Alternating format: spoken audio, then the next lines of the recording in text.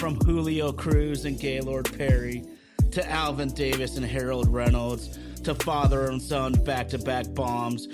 From Junior J, Joey, and Edgar with Randy, A-Rod, Dan, and the Sheriff to Ichiro Moyer and Mikey C to King Felix, Kyle Cruz, and Cano to the present with Julio, Gilbert, Kirby, and Cal. I don't believe it. It just continues. My, oh my, it's another sports podcast.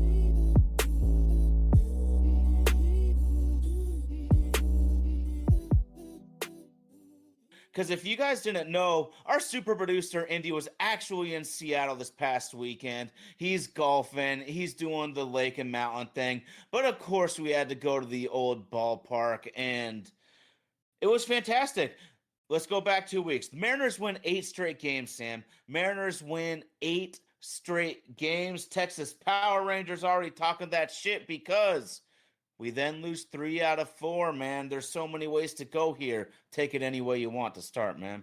It's encouraging, I'll have to say, to begin with, especially with the young guys, with Colt and Cole and everyone stepping up. And the fact that we're doing this without 2 of our better offensive weapons, it says a lot. Now 3, because JP's now been knocked out.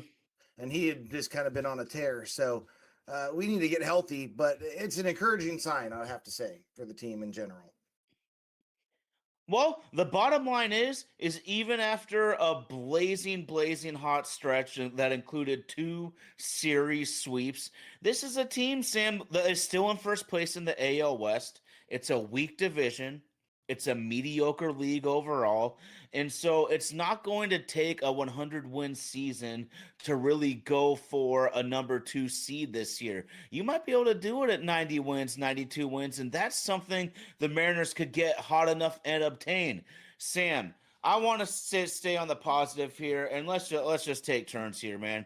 Let's bat it back and forth. You already talked about the injuries, the bad luck. I want to shout out J.P. Crawford, man, because J.P. was on fire with the home runs. We were in right field, Sam, with your great son, Sammy. 2 home runs by J.P. out to our section. He's got the homers. Sir. He's line drives. He's nightly web gems, the leadership, and he gets hit in the hand. And all of a sudden, Patrick Wisdom is our starting third baseman, man. But I wanted to shout out J.P. Crawford. We need to get our health back, man. Who do you think on the positive side needs a shout out right now? Naylor, man. Naylor is just one of my favorite players. That batting glove or base running glove throw that he did, dude, I just love the effort. I know that Detroit fans are saying it was a dirty move, but it didn't affect the play at all. And I think it was fucking sweet. It just shows that he cares, and he'll do whatever he can to help our team win. So, yeah, I love it. The whole little spat he got in with Detroit made me laugh. Oh, heck yeah. And I love saying this, man. Shout out to my grandpa. Shout out to my dad. May they rest in peace. But you need to sometimes play some piss and vinegar baseball. And Josh Naylor brings that sort of attitude to the diamond. I love it, man. Dude, the real estate Joey. What's up, homie? Real good bad. Thank you, Joey. Appreciate it. And, of course, Mariners lifer. He has been rocking with us since the very beginning. The roster gets so much better with better health. The lineup gets so much better. This isn't even in my notes at all, Sam, but I just want to pull it really quick and ask you. I'm looking at Cal, JP, and Donovan coming back to a lineup full of left-handed studs. Do we maybe think about moving a left-handed bat to get a little more balance and just get a right-handed stud in there? If we could find a right-handed stud, they don't seem to be, as plentiful right now. People that can hit the left-handed pitching really well. Okay. So whatever we can do, I'll take at least a right-handed power guy that can actually have some pop. Kind of seems to be rare right now. But. Yeah, no doubt. Well, talking about pop, man, and I'm talking about left-handed studs, Well, I gotta talk about Luke Raley. I gotta talk about Dominic Canzone, man. Both Mm-hmm. players with OPSs over 850. They've both provided so much power. Canzone with 8, I believe Raley with 14. Luke Yeah. Raley really stepping up in the power production. And I just want to talk about Canzone for a sec, Sam, because I keep coming back to it. What I see from him is completely real because it's about having good takes. It's about fouling off pitchers' pitch strikes. It's about getting that single when you need to and then muscling up when you must. I have it in my notes here, man, and okay, here it is right here, man. Dominic Canzone. You want to call this a fluke? I say hell no, Sam. Right now, Dominic Canzone's in the 96th percentile for barrel rate and the 95th percentile for average exit velo. Canzone has a plan. He's not perfect, but damn it, when he is on, he is mashing. And traditional stats and the Google StatCast analytics are both in his favor. And what he hit that one? 450 over the center field wall? 450 in one Yeah, of the dude, that's toughest wild. ballparks to hit mash in. Maybe the toughest ballpark to mash in. Yeah, yeah. And right before that, he had a couple innings before that, something like that. He had a double going right back to center field, too. So, yeah, dude, he's been mashing. Him and Rayleigh both deserve a shout out. And they let Rayleigh get some burn against a lefty today. And shit, we went 2 for 2. Or was that yesterday? One of these 2 days. Yeah, with the bunt and then the hit right after. I mean, we got to be almost done with this Ref Snyder thing, man. I Yeah. feel like we're really starting to get overtime on having it run its course. Yeah, he went 2 for 2 a couple games ago, but I still don't care. He doesn't make up for it. Not good enough to stick around, in my opinion. We can have Okay. Garver take his place once we get healthy. Okay. Well, we were just, me and Sam, if y'all didn't know, we have been really close friends since T-ball, since kindergarten. We've played everything together or against each other. We have cheered for all the Seattle teams together our entire lives. And so we text back and forth all year around. And at some point early in the week, Sam, you brought up Jose Ferrer. And you were honestly higher on the trade than I was on the time, and you wanted to bring him up. So I just want you to tell me whatever you got on your chest about this trade for the Southpaw Ferrer.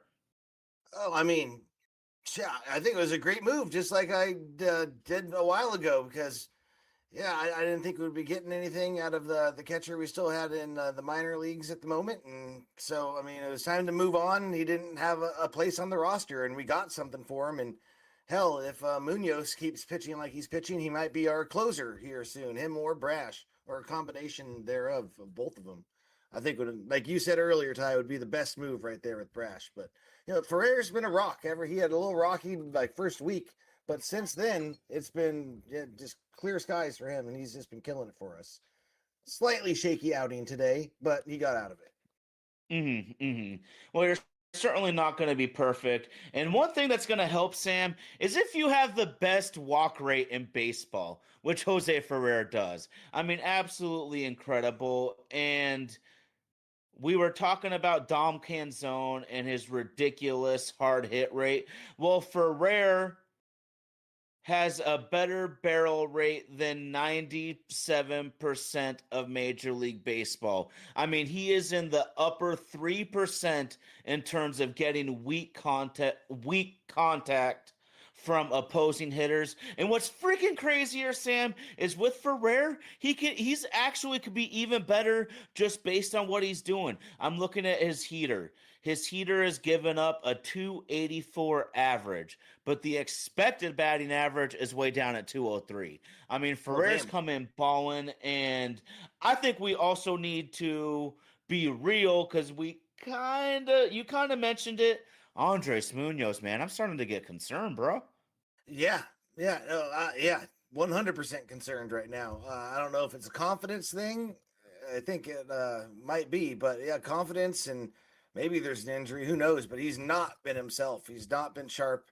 He's not been throwing that slider really at all. Was fastball heavy again today, and I think they need to get him some burn.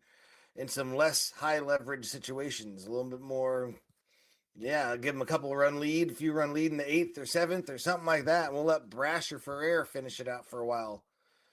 Because, yeah, man, it hasn't been pretty, and it's been costing us games, and we got to get it figured out. That's Yeah, how no I see doubt. it.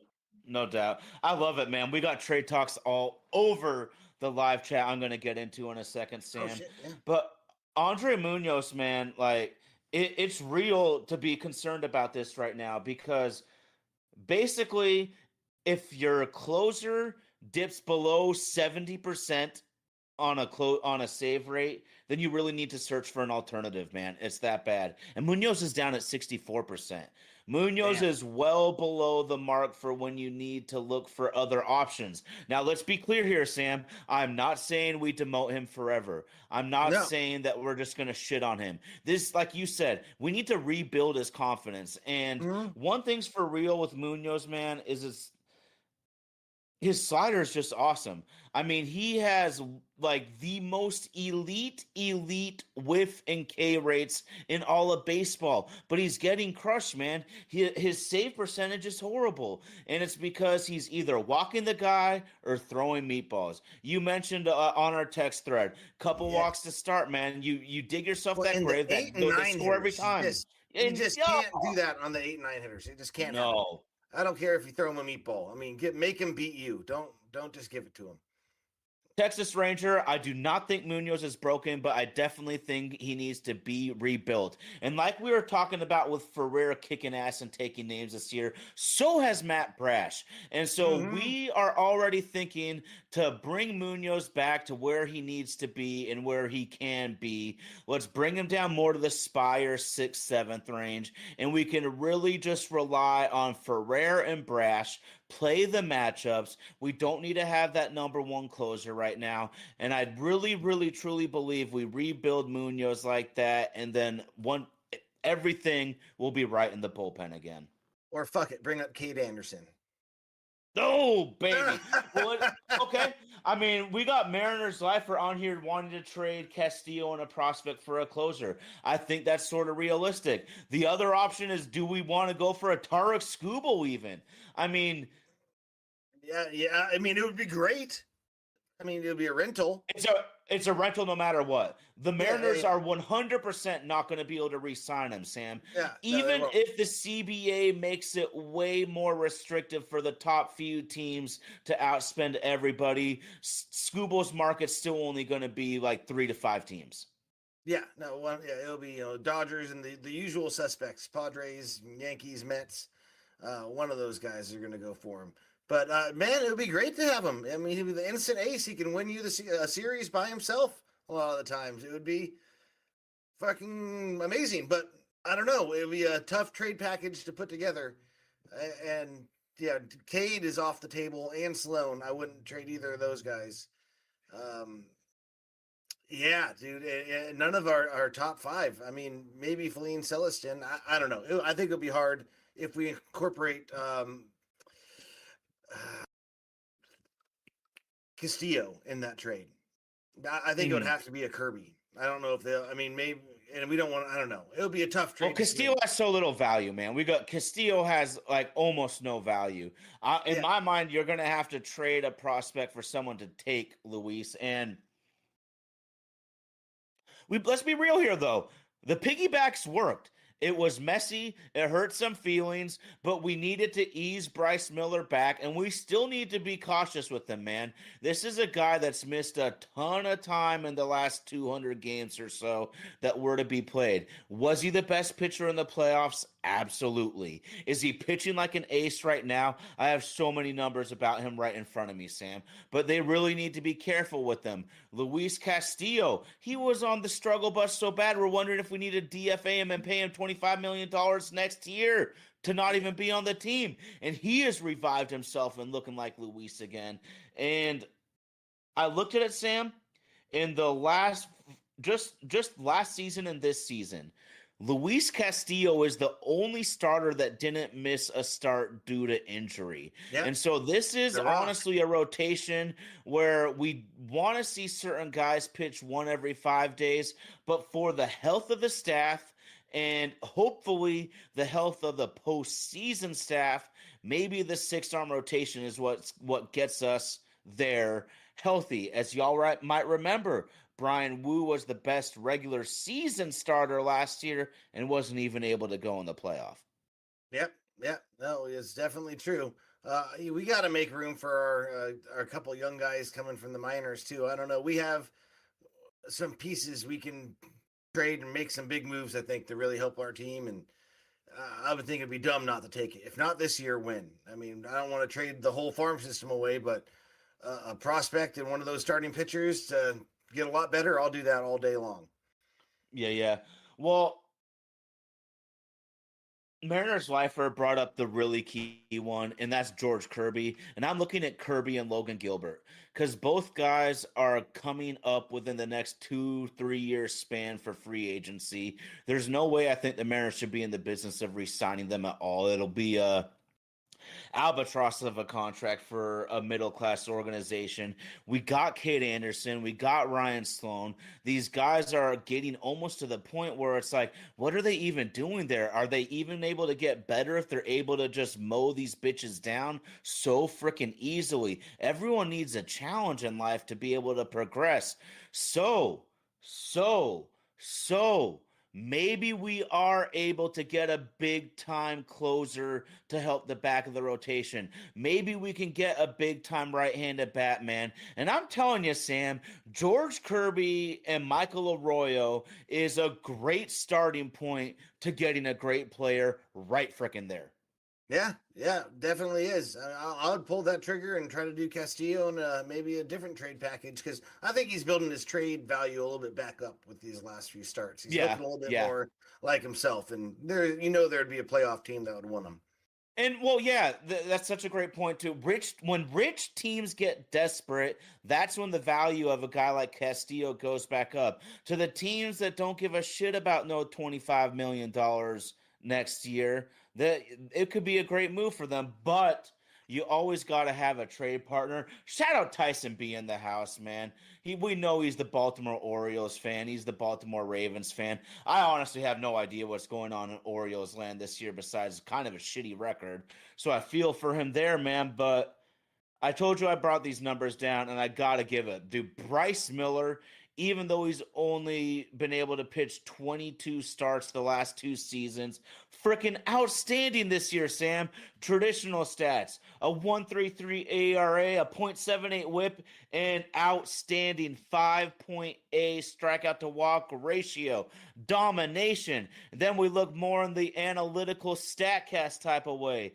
Only 2% of big league pitchers have a better hard hit rate, and only 1% of big league pitchers have a better expected ERA. Bryce Miller, we have to do whatever it takes to keep him healthy because this guy's a difference maker. He is. Yeah. No, he is a difference maker. And ever since he came up a couple years ago, man, he's just been throwing gas, and that heater is hard to catch up to. So, especially with that rise he has on it. And so, yeah, man, we got to make sure we get to keep him healthy because he showed in the playoffs last year how important he can be for our team. Because he absolutely. It's fun to watch too. You talk about the little bit of rise in that giddy up. I like to call it the giddy up on that fastball right there, though. Yeah. But he's been living at that very tippy top part of the zone with that pitch, and it looks so hittable with your eye, but you can't freaking touch it. Just nasty performance. And I'm so happy for Bryce Miller and Emerson Hancock, man. You know, these were the guys kind of like the pups with LG the OG, George Kirby. Luis Castillo was already established vet before he even came to the ball club. But it's looking like maybe Miller, maybe Hancock, maybe Wu. Maybe this second wave of guys might even be the more talented bunch. It's maybe looking that way, dude, because they're coming in on fire right now. Cole Young. And the third wave might be the best. Yeah. With Cade and Sloan, that third wave might be the best. Holy shit, bro. Yeah. I got to ask you a question. Do you think we see another, you and chat, do we think we see another Aaron Judge MVP again? Because have you heard about this fracture that he's got? The stress fracture? How bad is it? That's the thing. Bad. Okay. Well, I mean, it's not a full break, but those can take 6, 7, 8 months, and it might never heal until it fully Oh breaks. no. Okay. So, I mean, it could fully heal or it could come back. I mean, like it could affect him for quite a while, is what I hear.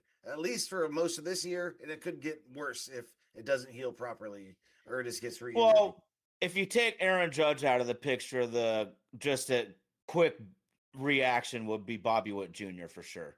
And he's a two-way dynamo, and his highlights are so spectacular, helps you love him more. And it's helped us all these years, man, seeing those spectacular highlight plays.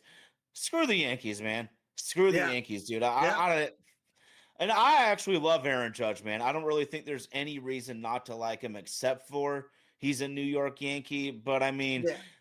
and I think it might be their fan base that's gotten me a little bit on this, man. But their fan base acts like some broken, shitty, cursed franchise. And everyone else is just, we're looking sideways like, you ain't cursed for shit, man. You, Oh yeah, and they were 27 making champion. excuses to try to get Judge the MVP this year again. Like, oh, if we keep losing, that shows just how valuable he really is. And trying to kind of make the point without using actual stats, like they were trying to give us shit for with Cal last year. Besides the home runs, like what else besides home runs do you guys have? And blah blah blah. Judge has this, this, this, this, and this. Well, now they're on the other side of the tune because he's hurt and probably won't play most of the year now. Yeah, no doubt, no doubt. Sam, I want to take this on a complete, like, crazy turn right here. But I thought it was important to note because I wanted to look this up, dude. And we all talk about how the PCL, the Pacific Coast League, the AAA league in which the The Tacoma Rainiers Raniers, play. yeah, Yeah, the good old Rainiers, man. What a great historic beer up here. But yeah. the altitude, it's a bandbox, it's a hitter's environment, Sam, that these stats are inflated, and there are plenty of Tacoma superstars that have turned into big league studs and stars as well. But I'm looking at this, and the Mariners might be figuring out who to keep and who to trade very well, man. Like Harry Ford had a 868 OPS for Tacoma. He has a 607 right now for AAA Rochester. Jeez. 607. Tyler Locklear had an 884 OPS in the minors. He's down to 532 in the bigs. Jared Kelnick for Tacoma in back-to-back seasons had a 922 and an 868 OPS. Outstanding back-to-back season. His career is 656 in the bigs. So the Mariners might be onto something that I wonder if other teams are going to be able to figure out.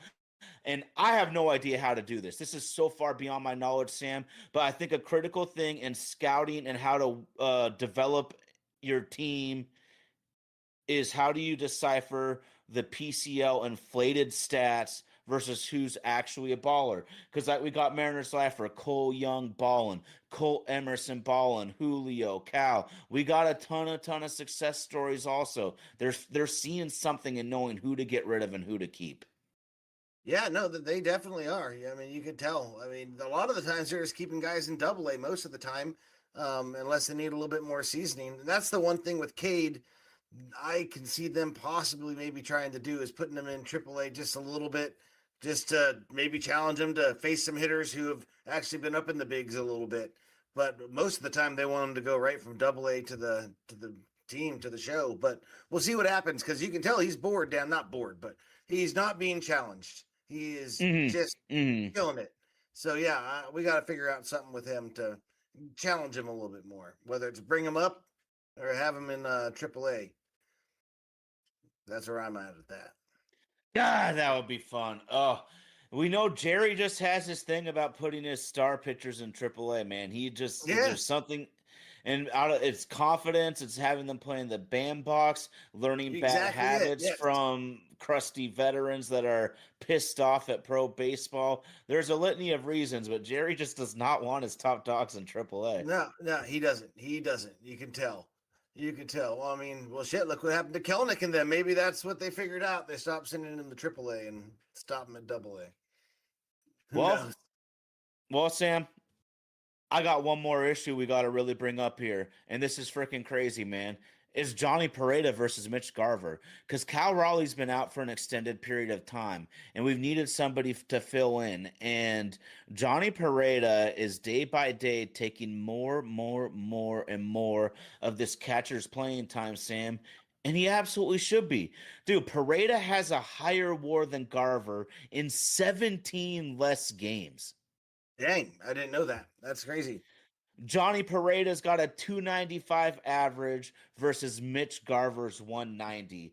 Pareda's got 2 home runs in 49 plate appearances. Garver's got 2 home runs in 95 plate appearances. Johnny Pareda's got a 130 OPS plus versus Garver's 80. It appears that Parade is good with game management. He's a really good challenger, I've noticed already, and the pitchers really seem to like him. I hope the Mariners might be able to make the baseball move here to They keep do. They Pareda. toss Ref Snyder. That's what they do. Oh! Garver takes Refy's spot, and Pareda is the backup. And then we hold 3 catchers and just get rid of Reffy. Yeah. Hell yeah, thank you, because that was such a because the facts are here. Pareda's played really good ball. Mariners lifer Pareda is who I would keep too. But the business of baseball matters in this situation to the mildly serious middle market Mariners, man, because Mitch Garver has no options, man. He either clears waivers and he's going to elect free agency most likely. If I was Mitch Garver, I'd say fuck Tacoma. I'm a guess that some team thinks I'm one of the top 60 catchers on the planet. Yeah, and the thing is, we don't want Garver catching that much because of injuries. His injury past and everything, you want him out of the crouch as much as possible most of the time. So, I mean, yeah, put him in and have him hit with Reffy. We're in Reffy's spot and the split. And, yeah, Pareda, man, we got to keep his ass. Yes. We can't send him then then it still comes down to the money. Eat the money. Yeah. And, Jerry DePoto's had so many problems with these free agency bats, but it's really hard when you're always trying to make chicken salad out of chicken shit in these situations, man. When you're looking to get a difference-making right-handed bat and you go for 1 year, $6 million, you're not going to get a right-handed difference-making bat. Yeah, it's true. Facts. Spitting facts right now, Ty. Sorry, and I love Jerry. There's just it's a struggle sometimes. And Sam, I was just talking. Went down this funny rabbit hole, and you got to hear this, man. Some guys just love to play their game. Some guys love to ball out. Ice Cube's Big 3 League has been more successful than most people could have imagined, and a huge part is guys love to play their games. And I was thinking, I don't think Garver would go to AAA. Not like someone like Robinson Cano, who is still actively playing in the Mexican League for the Diablos Rojos at 43 years old with his 2-3 plus $100 million in career earnings. Robinson's in the Mexican League hitting .323 with 10 homers and 44 RBIs. Cano is also signed to play the 26-27 season in the Mexican Pacific Winter League. I just love it. Some guys just love the game so much and the money doesn't matter. They want to compete, man. Yeah, that's awesome. That's awesome. That's the Seahawk mentality right there. Mm-hmm. Fucking wild, though. Transition to the Seahawks. Well, Sam, take it away, man. I think the very first thing we need to do when we're talking about the Seattle Seahawks right now is, I think, the undisputed quarterback in franchise history retired, man. Talk to me, man. Russell Wilson. Yeah, it's big. He finally hung it up. He's going to CBS with Burleson and them now. Yeah, man, we gotta open our arms back to Russ. I mean, he's the best quarterback in franchise history. He just is, and so why? Yeah, I'm not about to do anything. He was a great person while I was here. He got humbled. Hopefully, he learned his lesson on that, and yeah, I welcome him back with open arms. I love Russ. I did watch his downfall with glee and giddy, and I was all giddy about it because we were getting great draft picks out of it. But Yeah, the draft picks mattered. The yeah, draft yeah, yeah, picks they did. mattered. They did. But yeah, after that, man, I mean, yeah, I wish him the best. Him and his family. He's was a great Seahawk for us. So yeah, I'm happy that I hope he gets into the Hall. I want to say that. I think his stats are good enough to do it. And yeah, the afterwards, the last few seasons were rough for him, but I don't think he played his way out of it. I don't think you should be able to play your way out of it if you have the stats. Well, and we'll see what happens here too. And I think that the Hall of Fame voters are being really careful about Eli Manning. Because he's that guy where I feel if Eli gets in, then the floodgates open and everyone's fucking in. Yeah, that's a fact. And I'll say this: if you want to make the Hall of Fame super, super exclusive, then Eli, Russ, Phillip, Rivers, those kind of guys, maybe they're not in. So we'll see how that goes, Sam. But I just want to talk about blind resume. 5th all-time passer rating. 5th all-time passer rating. 16th in passing yards, 12th in touchdown passes, 4th in QB rushing yards. Now, let's put this in perspective. Russell Wilson had over 5,500 rushing yards, Sam. That's halfway to 10,000. 10,000 automatically puts you on a ballot, and half the players to reach 10,000 made the Hall of Fame. So, to me, when you're just looking at it from a numbers standpoint, Russell is like halfway to the Hall of Fame on rushing yards alone. That's wild. That's absolutely wild. 5,568, man. And the 10,000's a mark where you start to get serious because half of the 10,000 yard plus rushers are in the Hall. So you get to 10,000, you become serious candidate. And can you tell the story of the NFL without mentioning Russell Wilson's name? Probably not. No. Are you kidding me? And was he did he pave the way for other quarterbacks of his same size and stature? Oh like my Kyler gosh, Murray? yeah. Yeah. It made teams make bad draft choices. Teams made bad draft choices because Russell Wilson is such an outlier. We do need to remember that. But I mean, this is a guy like what? 10-time Pro Bowler, 2 Super Bowl appearances. We obviously know he won one. I love this stat, Sam. 7 seasons with a QB rating over 100. 7 seasons with a QB rating over 100. Russell Wilson, his production and efficiency is fucking ridiculous, man. Just absurd, Sam. You know my favorite stat for a quarterback is touchdowns versus turnovers. Are you protecting the rock and are you putting points on the board? Well, Russell Wilson had 376 total touchdowns and 150 total turnovers.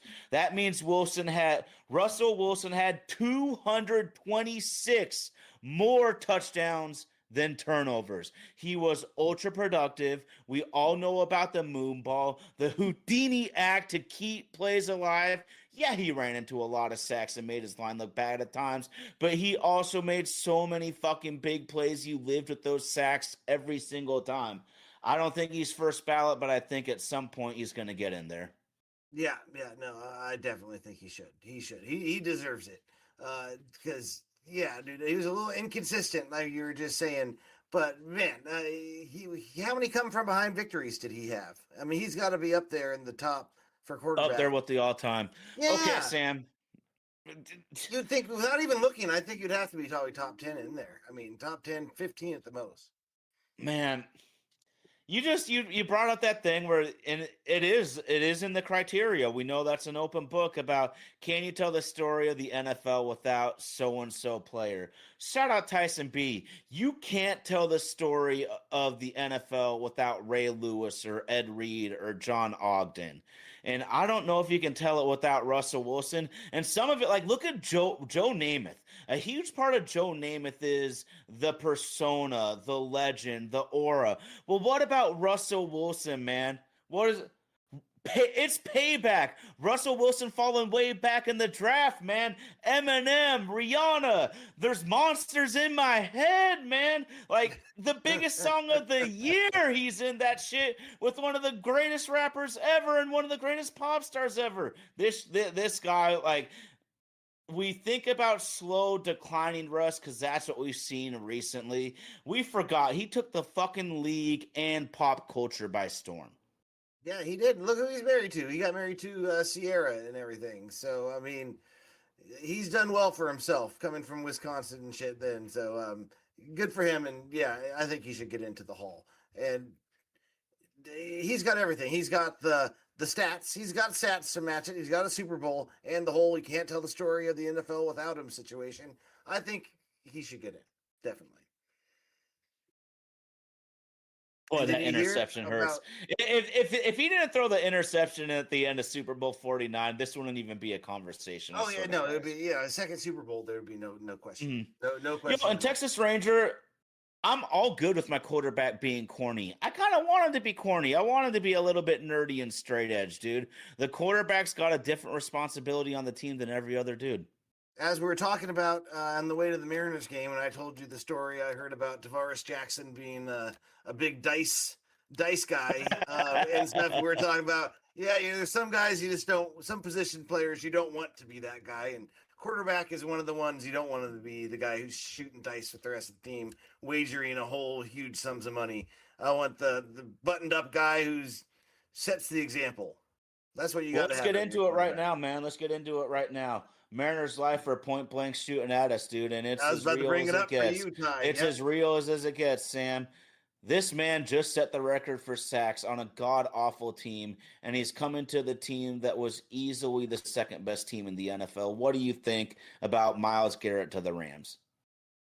It's a good move for them. It makes them a better team. And besides that, it is what it is. I mean, who knows if he'll be there when we play him in week 17, 16, and 18, whatever it is. He might be hurt. You never know what's going to happen. He might not gel well with the team. Who knows? I mean, he is one of the best defensive players of all time. He's a beast. He's aging. He's 32. A lot of the times people... I think he's only 30. Is he only 30? Yeah. That's a huge... He's one of those babies in the NFL. Really? Okay. If you say so. And yeah, man, I mean, he's a beast, but he's only one guy. Team defense is going to win. Mike Mack, as he said, he doesn't care. Doesn't care. We don't care. We're going to do our own thing. We worry about us. So good for the Rams. Mm-hmm. They mortgage their future and went all in on it. Congrats. I hope it doesn't work out for them. That's where my head's at on it.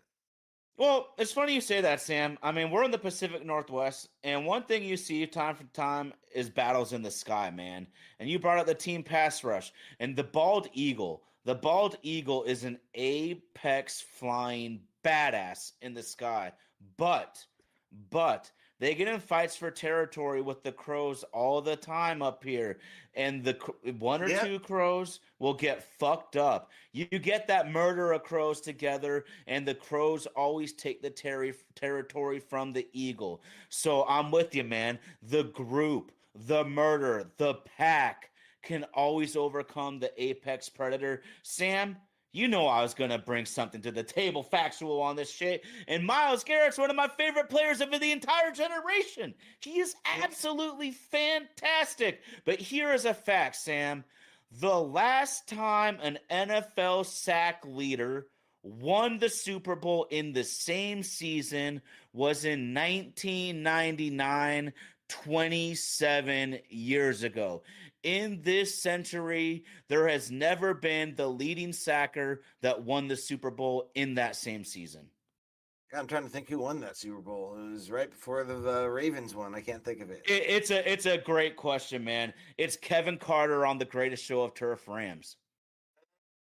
Okay, interesting. Because Kevin Carter was never an elite player. He was always a good player. So that's why you never think of him. And when you look at the list of the leading sackers, almost always all-pro or a Hall of Famer. I mean, that's just how it goes. But we're talking about the team pass rush, and John Schneider's done this forever.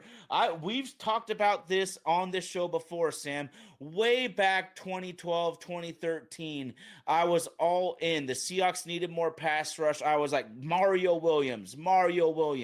Well, John Schneider got Mike Bennett and Cliff Averill.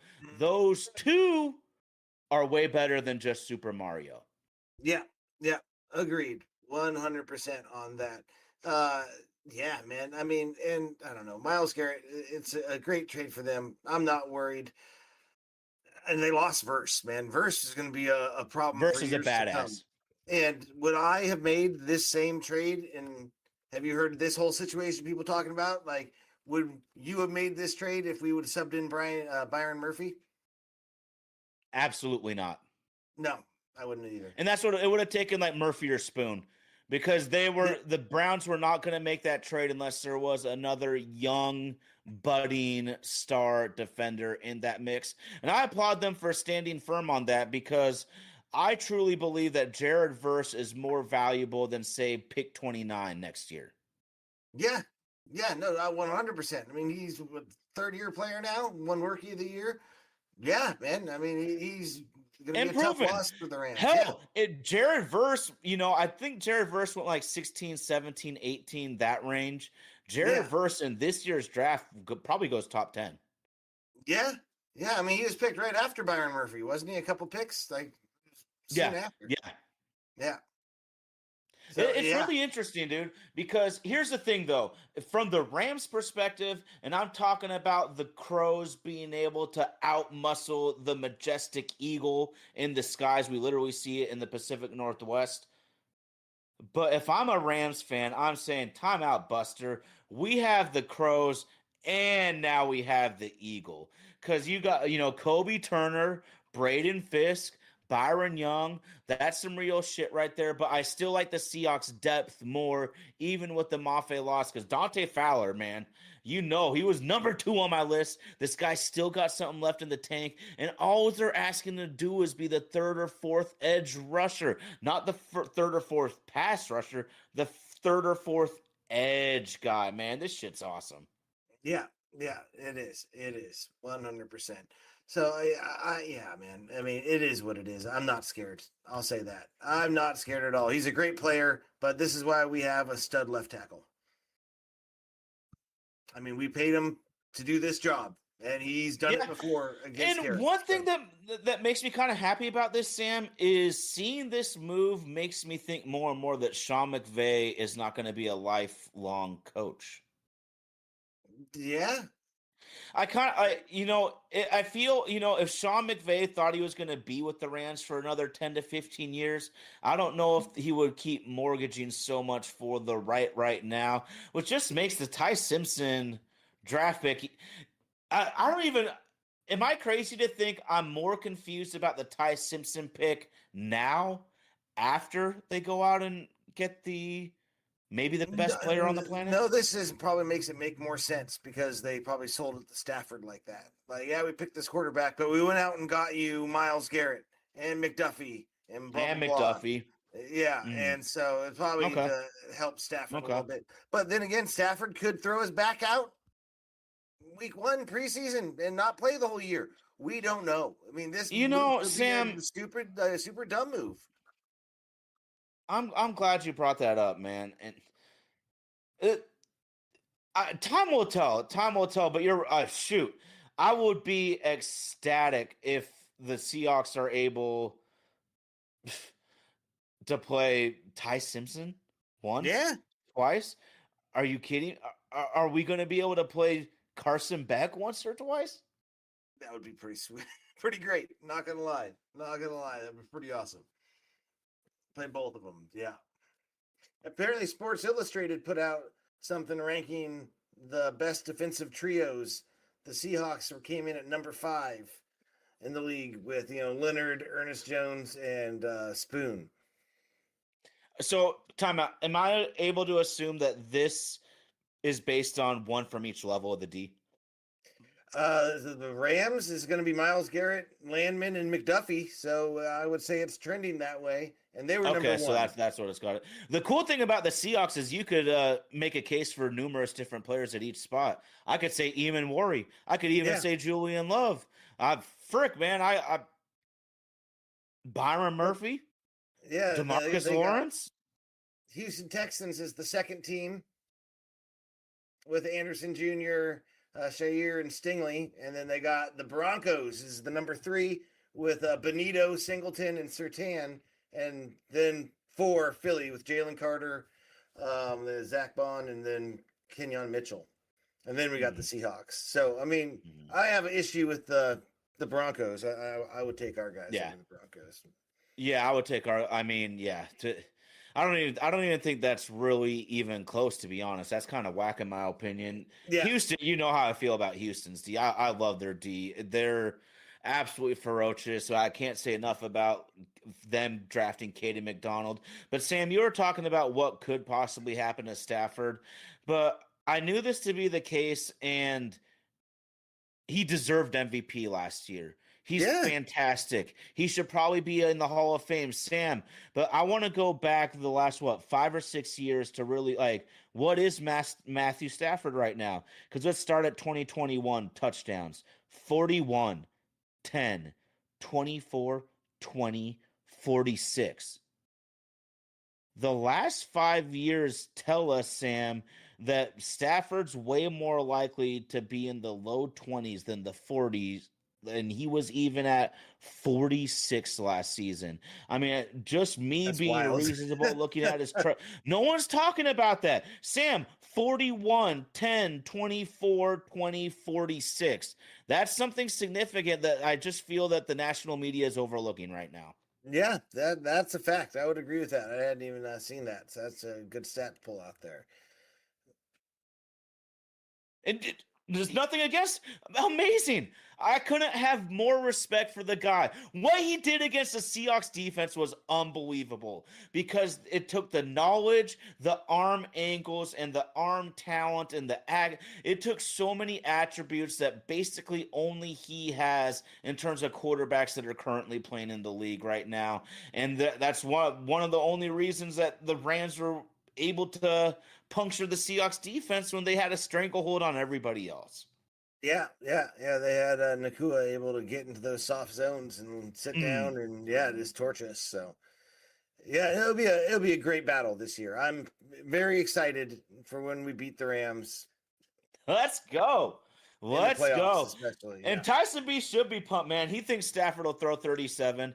I'm not shitting on Stafford at all. I like pointing things out that are just being completely overlooked because it doesn't fit the popular narrative, and that's it right there.